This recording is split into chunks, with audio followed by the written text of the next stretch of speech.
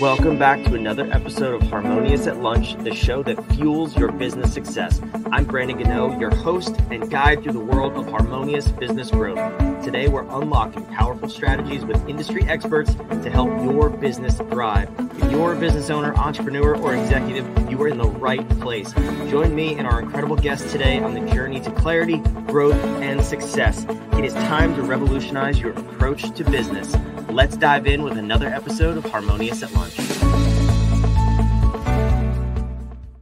Welcome back to some more bite-sized business advice. We have an awesome episode today, one of my favorite topics to talk about, and that's why business is broken. I know we talk about that every now and then on this show, but we have a unique perspective today. We have a CEO whisperer with us, which I don't know that I've met too many. I'm excited to dive in. Victoria Pelletier, welcome to the show, and thank you for being here. Thanks for having me. Happy to be here. I'm excited. So CEO Whisperer is a big title. It's a very cool title, and one that I think I wish more people had, because they're the head of the organization, right? And we see all of these organizations broken, for lack of a better word. So let's unpack your history, how you even got that title, and then we'll dive into how business is broken. So tell me, you've worked with the biggest companies in the world. How'd you get there? Sure. So it's going to make me feel really old, Brandon, when I tell you that I've been a C-suite executive for over 20 years now. I stepped into my first executive role as chief operating officer at the young age of 24 years old. It was a massive stretch role for me. And it was a shift from financial services, from banking, into the world of B2B professional services, which I loved. There's a lot more complexity because you're serving this additional layer of constituents, in terms of shareholders, the company you work for, their employee, their customer, and then your own employees as well. And I've stayed there ever since. I have built and bought my own companies as well, usually as a side hustle or just a pure investment on the side. As you said, I worked for some of the largest companies in the world. The last 10 to 15 years have been with Fortune 100 companies, from Aon, American Express, IBM, and Accenture most recently.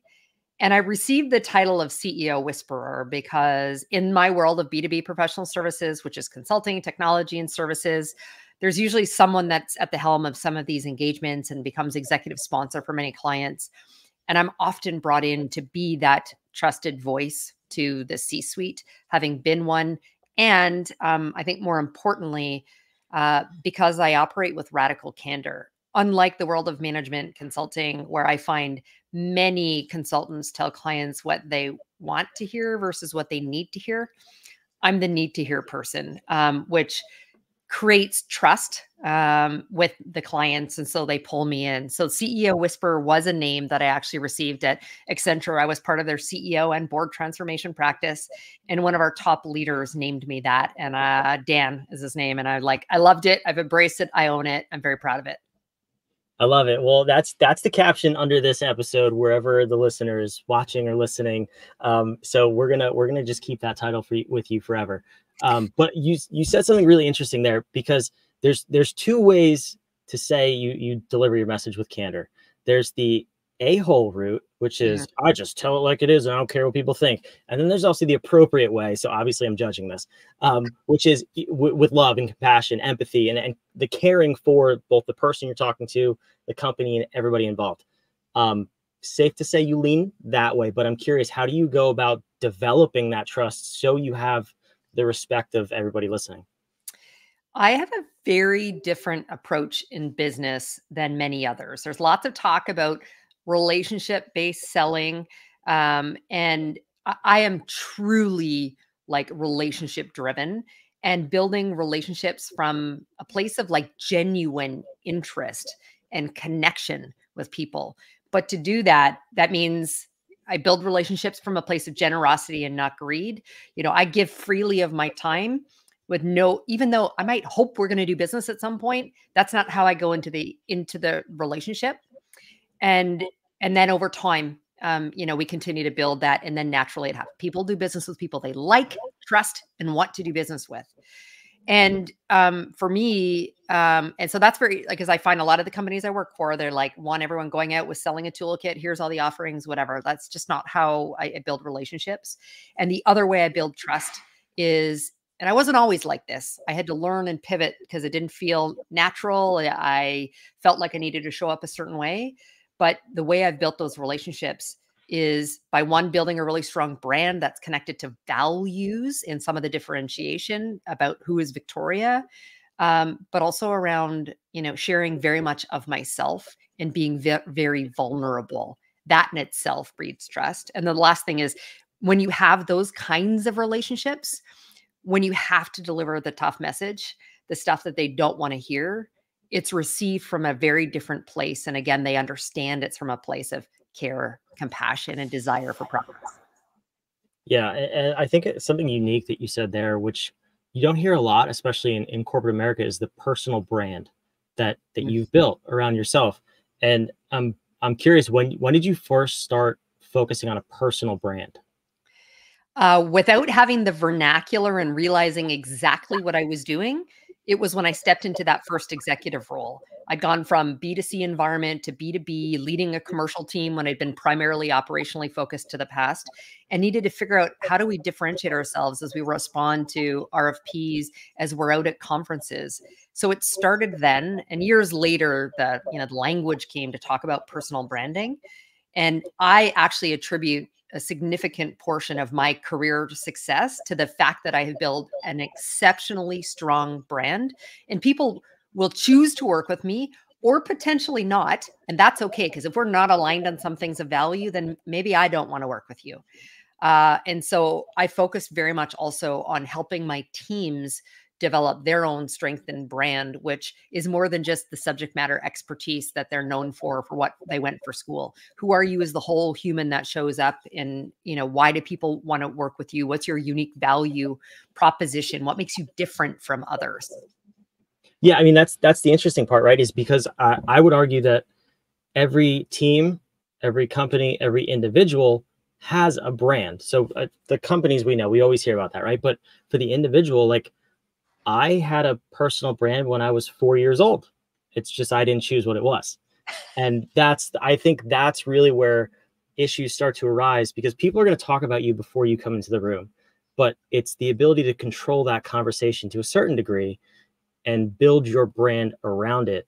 I mean, you said you've helped your teams do this in these large organizations. Can you tell me the difference? Because I'm sure within that same company, you had teams with and people with a brand, and then you had those who have just acquired it by accident. So, what's the difference in real life when you focus on building that brand? Um, so I'm proud to say that when I worked for IBM, LinkedIn had ranked me as the number one social seller worldwide.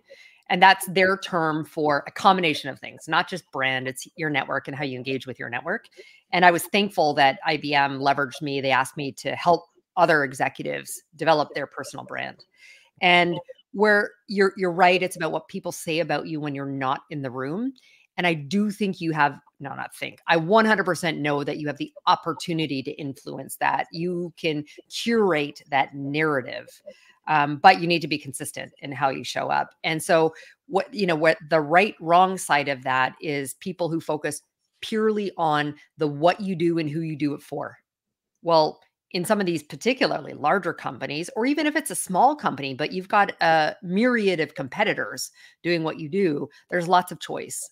And you need to even create content. If you want to be seen as a thought leader in that space, you still need to be coming out. But again, when uh, I also want to, say, I think you need to be thinking about like your legacy and impact. What do you want to be known for? And what are your goals and objectives for building a brand? When I die, I don't want them talking about the 40 mergers or however many it will be at that point, mergers and acquisitions that you've been a part of, or the revenue and profitability that you've driven for companies. I want it to be about who I was as a human and whether I left this world in a better place or not.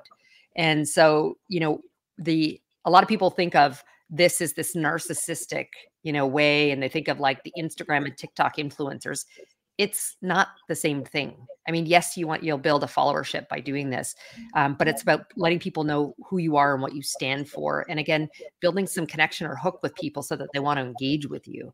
And so it needs to be incredibly intentional with strategy connected to what do you want to be known for? What are the goals or objectives you're doing this? And so it's not quite as simple as everyone thinks as just a great profile picture and a summary or tagline on LinkedIn. I wish it was that easy. If we could do that, it would be so much easier in life. But it's not.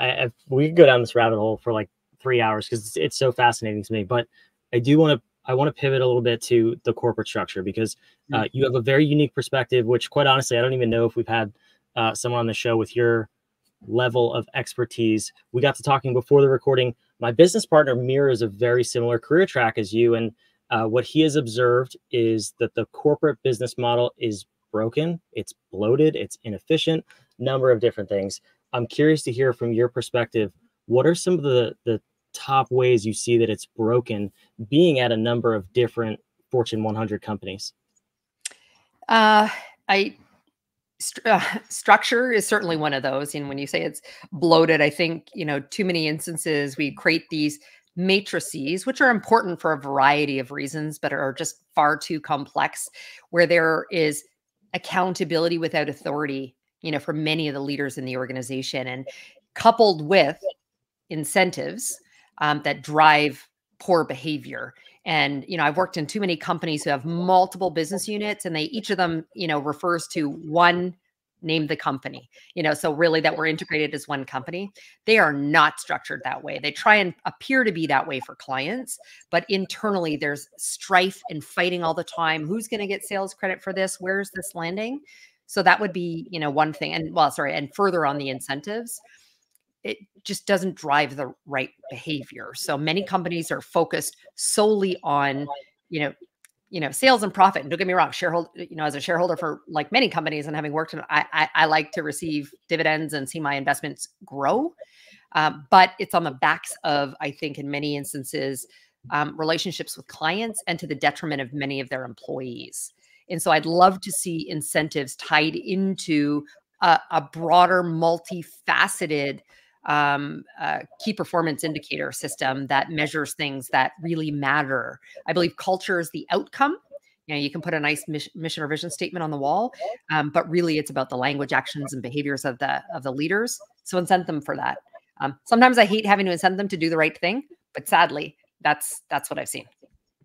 Yeah, I mean, it happens all the time, and then we disregard those two statements in particular. And then you mentioned core values before. Earlier in the interview, small businesses cannot get those things wrong, but we model the big businesses who hire consultants to do it, and the pretty words that go on the wall that mean nothing. I believe that they have to drive behavior, and they have to be the filter for what is right and what is wrong for our brand, the company's brand. So I'm just curious from your perspective in the seats that you've been in, why is it a lazy approach? Like, why do we not take the time to find out what will actually incentivize the right behavior? Because it's hard work, Brendan. Like it is to do the right thing. That's where I see, companies espouse that they want to do that, whether it's for, ESG initiatives, whether it's around diversity initiatives, employee culture, engagement, all of these things. But that's hard.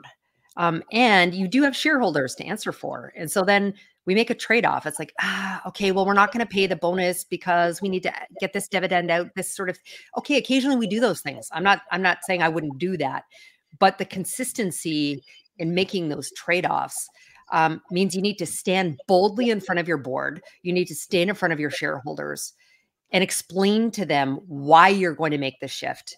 And maybe it's going to stay flat for a period of time to, then see this massive return to growth. It's going to be a hockey stick. That's hard. And from a leadership perspective, I don't think for those who choose to get MBAs, and I don't have one, I feel like I've learned it all a lot of it on the job. They're not teaching people skills. And that is where a lot of this, comes into play. To be really effective, particularly at change and transformation, it's about communication. And that authenticity and how we lead and engage with the team, that's missing. Yeah, that's actually an interesting piece, which is what I was going to ask you next, because we're fractional COOs, so we're technically operations consultants, right? But we understand that when we fix your operations, who runs them? The people who are left in the organization. And often we overlook that and just say, nope, you are cogs in the machine. You do your thing. You do what everyone else tells you to do, and shut up and like it. And maybe you'll get a bonus check at the end of the year. Obviously not our stance. we have to focus both on the ops and the people and optimize both of them. How did you go about doing that when you were in this big machine that of course doesn't incentivize that? So I'm a bit of a, I don't think I can swear, but let's just say it's an S disturber in a lot of these. So I break things to try. I think of one organization I'd gone into, and there had been a really troubled client portfolio, which, by the way, they didn't disclose to me when they brought me in.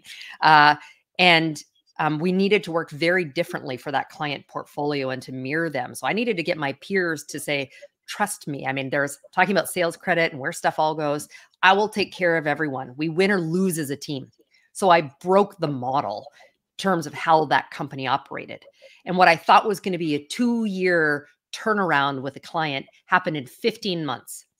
But we did that because I was prepared to sort of break the model. And that meant, working through the matrix, heavily, working through influence to get my peers and others comfortable with how I was going to break that mold. Sadly, it's one of these Fortune 100 companies. And so they didn't adopt that more broadly, but for those around who could see how powerful it was, they were prepared to flex a little bit more. And so control what you can control. I've got a loud voice and I'm happy to share it. And, there's a hierarchy for a reason. Someone can say no.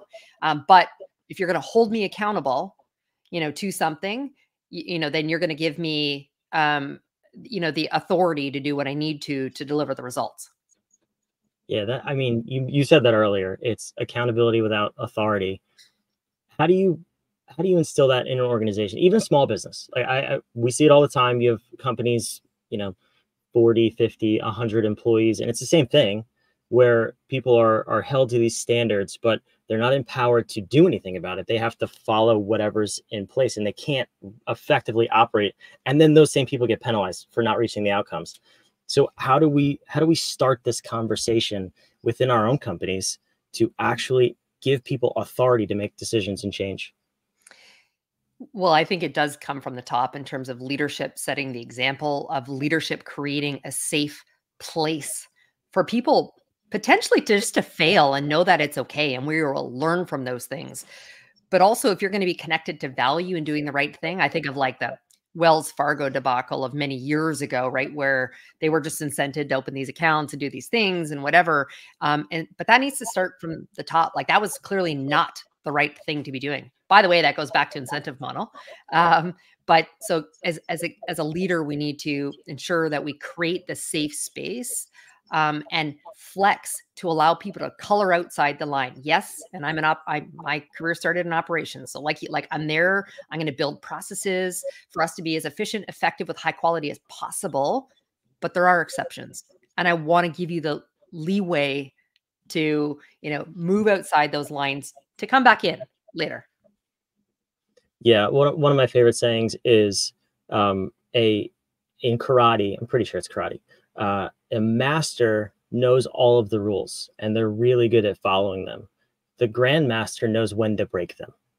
And I think that's super important with any conversation of authority and decision making. Is systems are cool. I'll be the first one to say that, and obviously I'm biased. You are too, but they're not 100% effective or accurate all the time. You have to break things in order to make them better.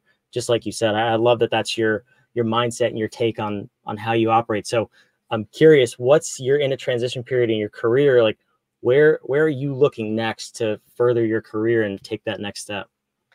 I would love to take all of my, public Fortune 100 experience, as well as like I said, I've built and bought businesses, and I, invest in coaching, for founders as well, to a smaller company. Although I'm not generally a startup girl. So I've actually been focusing my efforts in private equity portfolio companies. I'm an operator. I don't want to sit at the PE level, but rather running a company. I'd like to be able to directly impact the organization as a whole. I shared my one example where I could control my piece of it and couldn't get it more broadly across the Fortune 100 company. So that's where I've been focused. However, whenever this airs, I could still be in a Fortune 500 company. It's a tough market. So, I'm exploring both, but my passion lies in going into a mid-sized company that's ready to move to the next level, taking all the transformational experience I've had across a multitude of industries and supporting clients to do it directly and really have that impact. I love it. I can feel the passion. So I hope that's throughout you pursue, but I get it. Yes, the market is challenging right now. So usually the last thing I ask at the end of the episode is actually very simple for me, but we were kind of all over the place, which I loved. We went in a million different directions, and I feel like we could talk about this for hours. But it's a question for a question. So you see me. For those of you watching, you can see behind me there is a giant upside down question mark on my wall. Our theory is that powerful questions get powerful answers. So, Victoria, the question for you is whether it's about leadership, disrupting a company, helping your company scale. What's the one question you would give to the listener of this episode to help them get their business to that next level and get out of the box that they find themselves in? Good question. I'd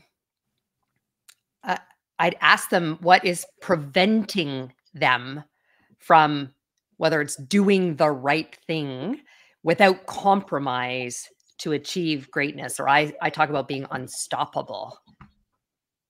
I love it. I love that question. Act on that question. See where it gets you. Go ponder that for 3 minutes before you go do the next thing in your life. So, Victoria, thank you so much for being here. This is a fascinating conversation. Thanks for having me. For those of you watching, listening, wherever you are, make sure you subscribe. We love having you. We love putting on this show every single day of the week so you can get out of your business box and get to that next level. We'll see you on the next episode of Harmonious.